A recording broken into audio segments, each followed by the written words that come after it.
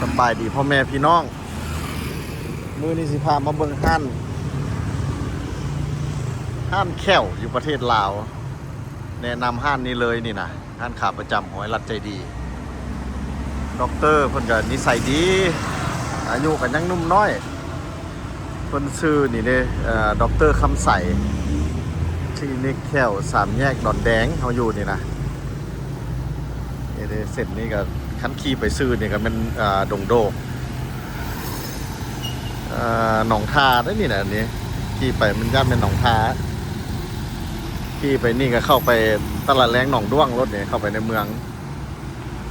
นี่สิพามาเบิ่งเด้อสิอัดแข้วบอแข้วออกแล้วใส่แข้วไม่บอแล้วเพื่อเห็นได้ครบหมดได้อยู่นี่นะโอ้แต่ละมือแต่ละเทือเข้ามาเนี่ยคนเรียนคิวเต็มอยู่สันลุมเลยมื้อนี้รู้สึกว่าโอ้บ่มีคิวหลายเว้ยมาถึกจังหวะนี่นะมื้อนั้นเนี่ยมาเรียนคิวอยู่ลุมนี่น้ำเพิ่นมื้อนี้บ่มีไผ่ปานใดย้อนว่าเป็นน้ำมันเฮามาโมงตอนแรงบ่นี่นะห้านเพิ่นก็งามบายดินน้องซ้ายโอ้มือนี้คือว่าโบได้ถ่าเนาะอุ้ยแต่ละเทือไอ้มานี่ป้าคนเรียนคิวมันเป็นจังไดหรือว่ามาบ่ถึงโมงบอกเขาจะกำลังออกไป1-4 คนไอ้มาตอนนั้นเรียนคิวนั่งท่านี่มาเบิ่งฮันดร.คำไสนี่งามๆเลยสามแยกดอนแดงมานี่แขวเพิ่นให้มาลาวแล้วบ่ต้องเป็นห่วงแขวแตกแขวหยังเพิ่นเฮ็ดให้ได้อยู่นี่ราคาก็บ่ได้แพงดังที่คิดก่อนโอ้เพิ่นมีใบประกาศบักหลายตัวนี้นะเต็มอยู่นี่เพิ่นมี3สั้นใช่มั้ยขึ้นไปสั้นใดสั้น2ด็อกเตอร์อยู่สั้นใดออกไปใช้เพิ่นออ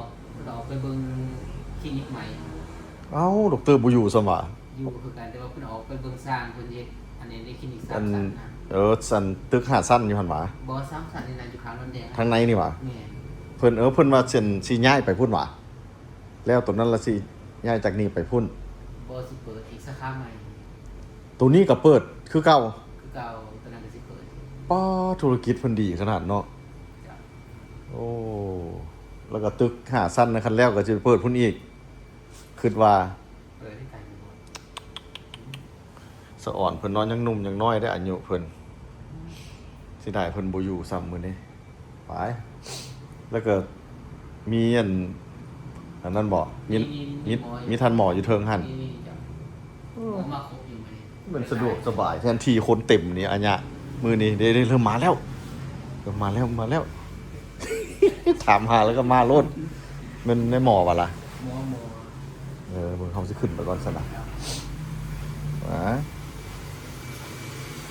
เห็นในหมอที่นี่เนาะขึ้นชั้น2นี่ข้างในของน้ำข้างนอกนี่ก็เป็นตนาหักนี่นะ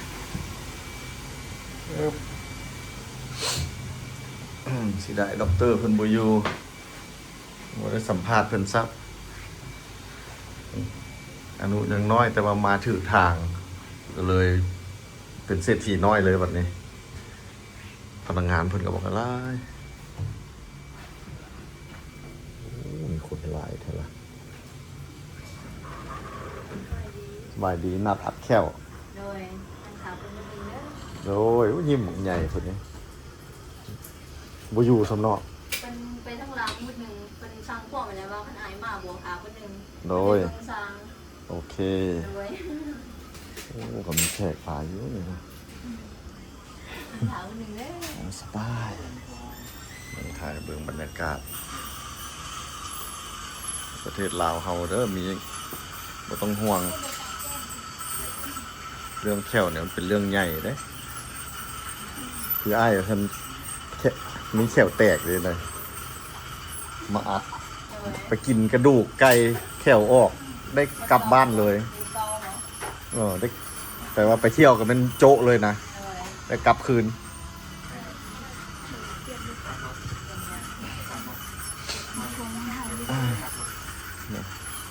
พยาบาลท่านก็บอกกันหลายโอ้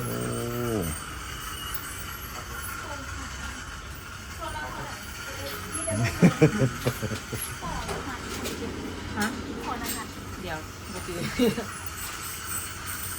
ใกล้ๆยังนี้อยากไป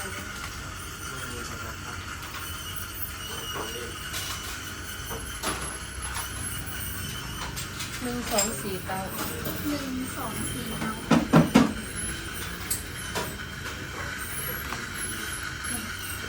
แล้วบุมมาง่ายบ่ เลยเขาน้องบอกไปแล้วว่าอะไรมากนะ เออ เออ น้องจันบอกไปแล้ว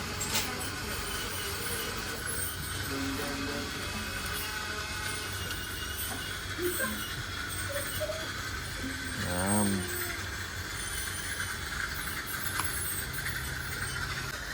อ๋อสบายดี นี่เด้อันด็อกเตอร์คำใส่ที่เฮาว่านี่เด้ อ๋อขับใช้ยูที่นี่โคแถวสามอย่างคนแดงจ้ะ ตัวจริงเสียงจริงมาฮอดแล้ว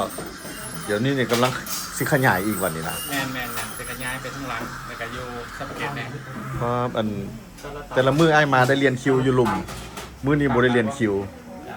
ว้า ประ ว มาณนั้นเนาะเพราะแต่ละมือเขาเจ็บเขาก็จะมีหลายหนึ่งสำหรับคนเจ็บผู้ใดสนใจอยากมากกว่าเพราะว่าเกี่ยวกับการบริการเกี่ยวเขียวเขามีระบบประเด็น โอ้ ว่าถอนแขวอัดแขวปิดพวกแขวตามนั้นฟังหักแขวเทียมใส่แขวปลอมดูสนิท เฮ็ดได้หมดเนาะ แม่น จุฬาเฮา อันนี้เป็นแขวปลอมสนิทถอนได้เข้าลายมัน ว้าวมา แล้วตอนนี้เป็นฟังหักแขวเทียม นี่ ทำมาจะเฮ็ดให้ มาลาวบ่ต้องย่านอยู่ลาวเฮาเฮ็ดได้หมดเนาะ แล้วก็ราคาก็บ่ได้แพงเนาะคือ ใกล้16บาทราคาลดกันได้บ่แพงบ่แพง บ่คืออยู่ต่างประเทศ เจ้าก็ฮู้เรื่องนี้บ่ ทีนี้มันบอกเท่านั้นนะคาหมอเอาหมูแพงมา ขายแฮงเนี่ยให้เบิ่งบัดนี้บรรยากาศของเพิ่นนี่ มาลาวแล้วติดต่อหาเพิ่นได้สิติดต่อทางใดเพิ่นมาลาว วัดแอป WhatsApp อันเบอร์โทรศัพท์ วัดแอปยังไง020-5584-1716 โอ้ เอาอีกวันหนึงบ่เนาะ เบอร์โทรเนาะเบอร์วัดเป็นเบอร์โทรวัดแอป อ่า 020-5584-1716 แล้วเซลขึ้นหน้าจอให้ จ้าท่านมาอยู่ต่างประเทศก็สามารถแซดทิมเขาบอก856แล้วก็20แล้วก็เบอร์โทรเฮาเนาะ โอเค เราจะสามารถแซดวัดแอปเพื่อให้เขาจะส่งข้อมูลมาเชื่อเขาเจ้ามาสามารถทักมาได้ก่อนเนี่ยว่าอันเขาอยากมากวดเกี่ยวกับกำลังนี่เขากับวางแผนไว้ให้ครับ สุด เพราะ ย อ อย่าง ด นี้เขาจะมีการเอ็กซเรย์นะ โอ้ มีการเอ็กซเรย์สำหรับเพิ่งที่ได้คงปากเนาะเขาอยากฟังหักแขวเทียมบอเขาอยากดัดแขวบอแต่สไลด์เป็นมาในต่างประเทศจะมันใส่แขวปลอมครับ แม่น เห็ แม่ ด น แขวปลอมหรือว่าเห็ดแขวขาว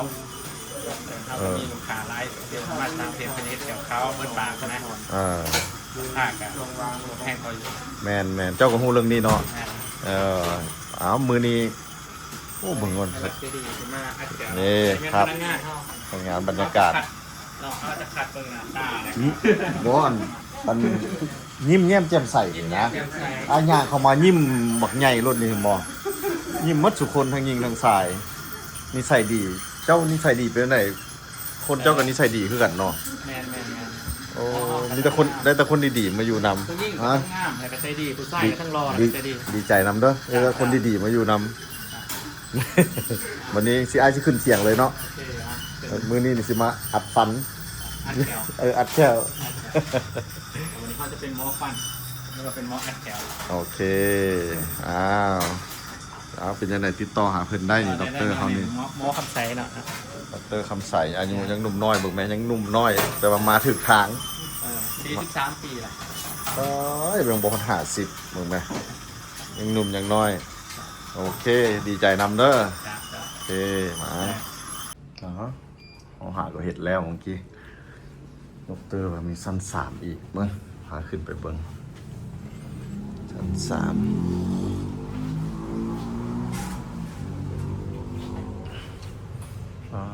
ติโชสงสัยเป็นครอบครัวด็อกเตอร์ด้วยนี่นะลูกชาย2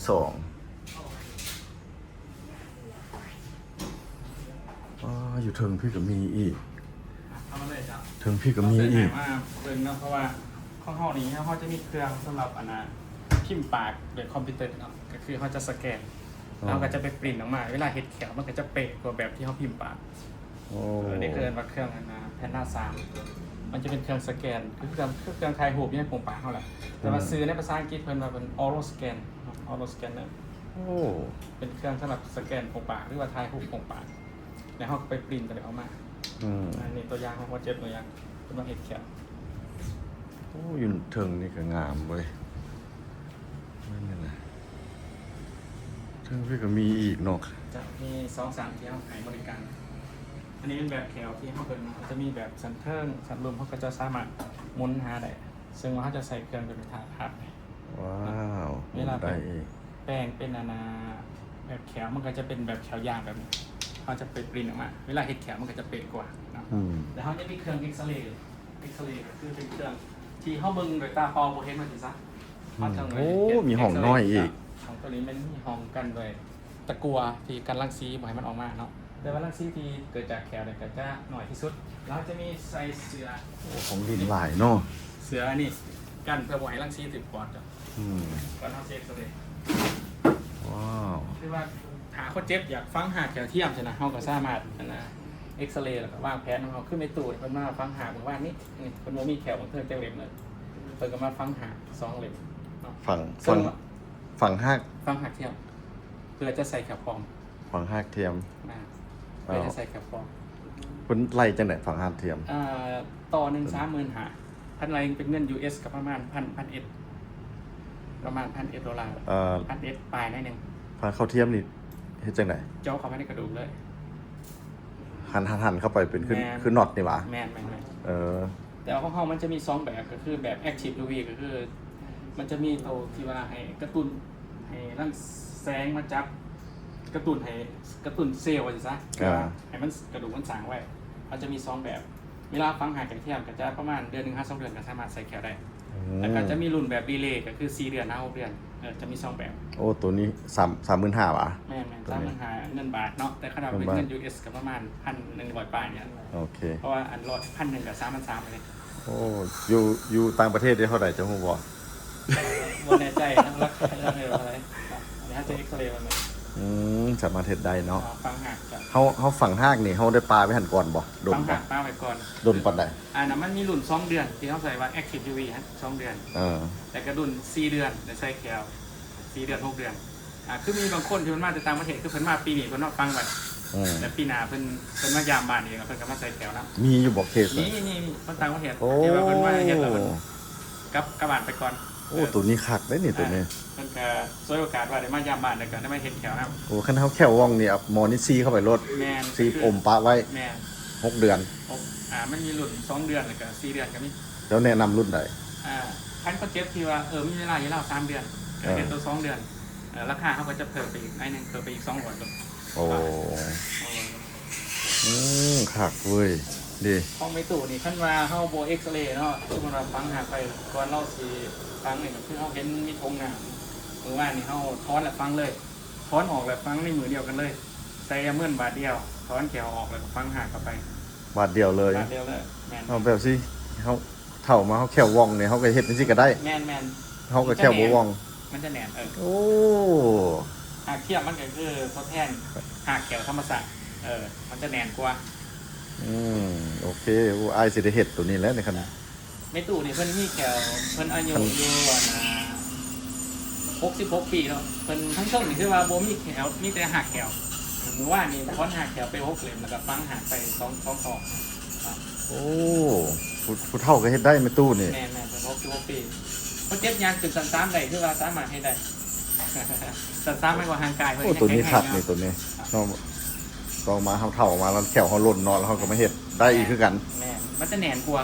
ถ้าแค่ป้อมรุ่นถนนกับเขาที่บ่ได้ฟังหักกระเทียมมันแบบป้อมแหนนมันก็จะบ่ร้ายตัวนี้มันจะมีโอกาสเดือนสายเดือนขวา ตัวนี้แน่นแล้วก็อยู่เลยว่ะตัวนี้ แม่นเลย ว้าวเก่งหลายด็อกเตอร์ ลองมั่ง โอเคหลายยังที่ว่าเฮาพอสามารถแนะนำได้เฮาก็จะแนะนำแต่ละแถวบ่ได้คิดค่าหยังคือว่าอย่าคนอย่ามาปรึกษาซื่อๆก็มาปรึกษาได้ โอ้เห็นบอกด็อกเตอร์คำใส่ใจดีนี่นะ แล้วก็มีโหดตัวอย่างให้เบิ่งว่าเฮ็ดแถวขาวบ่หรือว่าเฮ็ดฟังหักแถวเทียมบ่หรือเฮ็ดแถวสะพาน แถวสะพานเนี่ยคือแถวเขาออกเลนหนึ่งนี่ว่าไฮเจนฟิตมันจะเป็น3เลน อ๋อ แต่ถ้ามันจะฟังหักออกเลนหนึ่งกับใช้แค่เลนหนึ่งมันจะบริเวณเป็นรบกวนกับทางเที่ยง อย่างนั้นก็ได้อีกโอ้มีหลายแนวเนาะเรื่องแก้วนี่ก็ยูนิเฮ็ดได้ครบหมดเลย สำหรับแถวที่ว่าแถวครบเนาะ ยกโป้ยกโป้ เข้าใจเนาะ โอเค ทาง FC ของไอรัฐเนาะถามว่ามากก็บอกว่าเป็น FC ของไอรัฐได้สิมาครับก็จะมีส่วนลดให้เลยจ้ะ น่าด แต่ ร พอเพิ่นนี่โมโหว่าเป็นจังได๋เพิ่นเพิ่งโฆษณาช่วยเฮาแล้วก็เพิ่งเอาลูกค้ามาให้เฮาแล้วก็เพิ่งมาบริการเองเนาะอ้ายเพิ่นก็ใจดีกับเฮาเนาะ เออ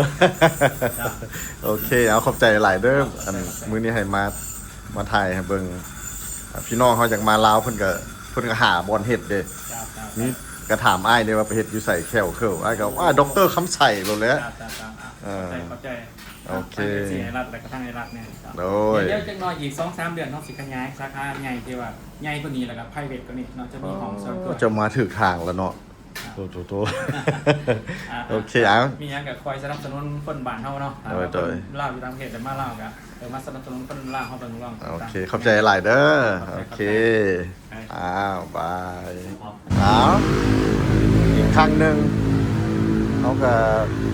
เห็ดมาอัดแขวเขาเรียบร้อยแล้วด็อกเตอร์คำใส่นี่ก็จะได้เปลี่ยนเป็นด็อกเตอร์ใจดีแล้วบัดนี้ได้เพิ่นบอกเงินนำเฮาซ้ำเมื่อกี้เพิ่นเฮ็ดให้ล่าโอ้ขอบใจหลายเด้อด็อกเตอร์นี่เอาก่อนสิเมื่อถ่ายให้เบิ่งอีกวันหนึ่งตึกนี่โอ้ชุดเทือเขาไปมีแต่สั้น2เขาบ่เคยขึ้นไปสั้น3หาก็ขึ้นได้ขึ้นไปเมื่อกี้ยังมีอีกสั้น3อีกมีลูกค้าอยู่ถึงพุ่นอีกว้าวได้ยินเพิ่นว่ากำลังสิเฮ็ดอยู่ทางหลังโมเมนต์อยู่หัดตัวนี้นี่บ่วะลืมถามด็อกเตอร์แม่นบ่ด็อกเตอร์นี่มันตัวนี้บ่นี่นะตัวกำลังปลูกอยู่หั่นน่ะแล้วแต่ว่ามีอีกตัวหนึงหาสั้นเขาเฮ็ดแล้วอยู่พุ่นทางตัดใหม่พุ่นเพิ่นกำลังปลูก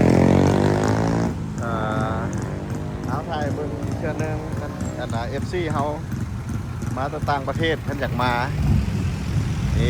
นี่แหละไปนี่ก็แม่นอันน่ะเฮาอยู่นี่มันดอนแดงแล้วก็ขี่ไปอีกก็ห้วยหงส์แล้วก็ดงโดกแล้วไปสอดทีไปนี่ก็สิแม่นหนองท้านี่นะไปทางนี้ก็เข้าในเมืองเลยไปต่ำมันตลาดแรงหนองด้วงรถแถวไปทางนี้นี่นะโอเคเอาเขาก็ซีอันขอจบวิดีโอเขาก่อนขอบใจเมื่อสุคนที่อันมาติดตามชมแล้วคันไผ่มาลาวอยากติดต่อหาด็อกเตอร์โทรหาเพิ่นเสี่ยวเบอร์ขึ้นให้หรือว่าอยากแชทหารับใจดีก็ได้สิแนะนำบอกทางมาโอเค